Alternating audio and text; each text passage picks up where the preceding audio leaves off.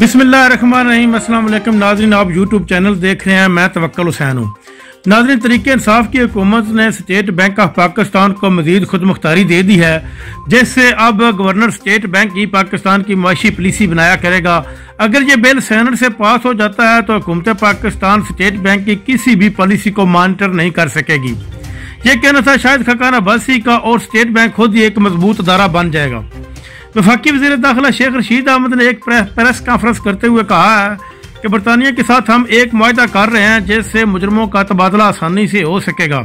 अगर हुकूमत पाकिस्तान ये मुआहदा करने में कामयाब हो जाती है तो जो लोग बरतानिया को मतलूब हैं वो उनके हवाले किए जाएंगे, और इसी तरह जो लोग बरतानिया से पाकिस्तान को मतलूब होंगे वो पाकिस्तान के हवाले किए जाएंगे। इस तरह मियां नवाज शरीफ को पाकिस्तान में लाना आसान हो जाएगा।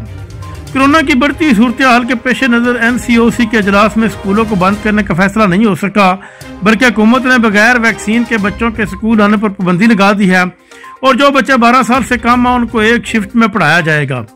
आधे बच्चे एक दिन आएंगे और आधे बच्चे एक दिन, लेकिन स्कूल बंद नहीं होंगे।